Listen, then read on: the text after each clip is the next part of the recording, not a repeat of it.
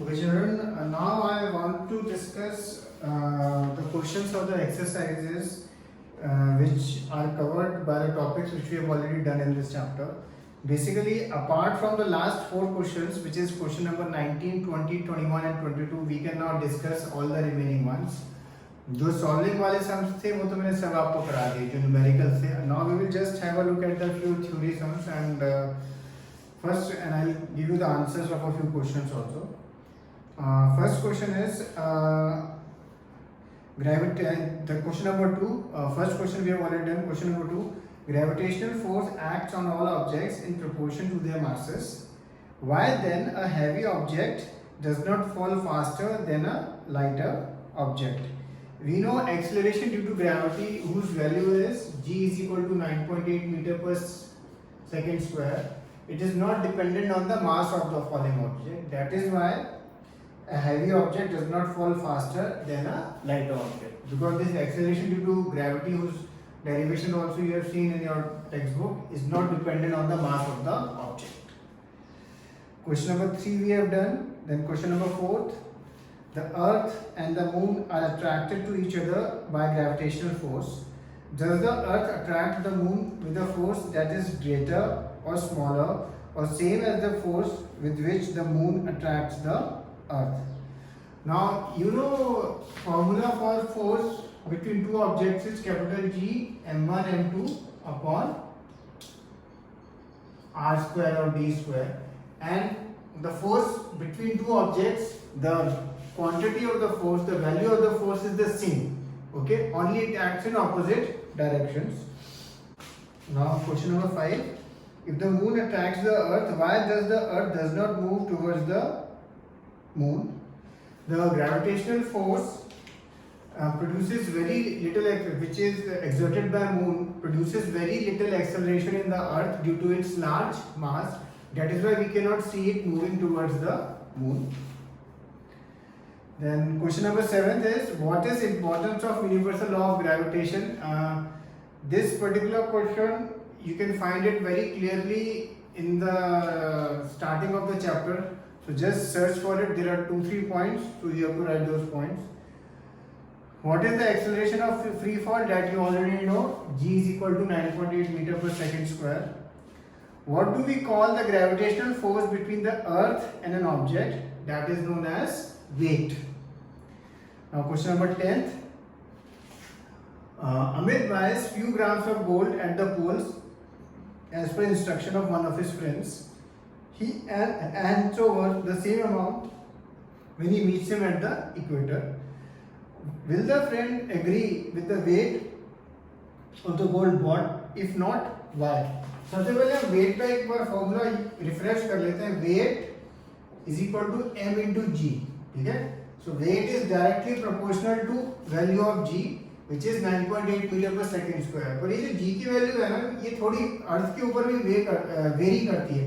For example एक point पे अगर 9.82 हो सकती है, एक पॉइंट पे 9.87 हो सकती है.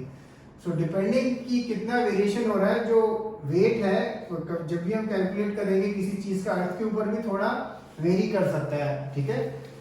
इसके लिए उसने आपको एक हिंट दिया है.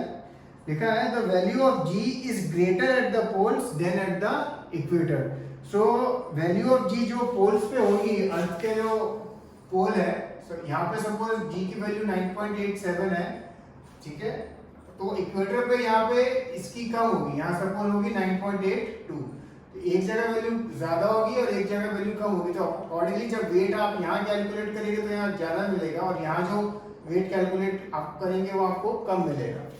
तो वो कहता है, will the friend agree with the weight of the gold bought? No, the friend will not agree with the weight of the gold bought because weight is directly proportional to W is equal to mg, and therefore as the value of g is greater than the at the poles at the equator, the friend will not agree.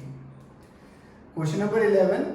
Why will a sheet of paper fall slower than one that is crumpled into a ball? अभी हम कई बार ये question आता है exam में कि when an object is falling from a height, it is not dependent on the mass or anything, and it is basically free fall. So it only falls under the influence of small g which is 9.8 meter per second square, okay, which is acceleration due to gravity. और जैसे science में हम हर एक चीज में देखेंगे कुछ ना कुछ कहीं ना कहीं एक्सेप्शंस होंगे. फॉर एग्जांपल जैसे मेटल्स में देख लो, वी जनरली से कि all metals are solid, but you know mercury is not a solid. So इसी तरह इसमें भी एक रीजन है. सपोज आप बोलो टीचर को कि हमने एक पेपर लिया, पेपर की एक शीट ली, ओके, जस्ट लाइक शीट ली, और वो शीट को अगर आप अपनी बिल्डिंग से सपोज आप 4th फ्लोर पे आप नीचे फेंको तो थोड़ा ऐसे फ्लोट करते हुए नीचे आएगी. बट अगर आप उसको एक क्रम्पल करके बॉल की शेप में करो तो वो एकदम डायरेक्टली नीचे आती है. सो क्या, व्हाट इज द डिफरेंस, ऐसा क्यों हो रहा है? So why will the sheet of paper fall slower than one that is coupled into a wall? Because of force of friction, and because वो sheet हम ऐसे ही फेंक रहे हैं, ठीक है, so it will experience more resistance of air, okay, जब वो ऊपर से नीचे आएगी resistance of air more होगी, it will have more surface area, whereas जब हम एक ball की में crumple करके करें तो बहुत कम surface area होगा, so it will experience less force of friction of air. Then 12th तो हो चुका है, बाकी के ये वाले हो चुके हैं, ओके.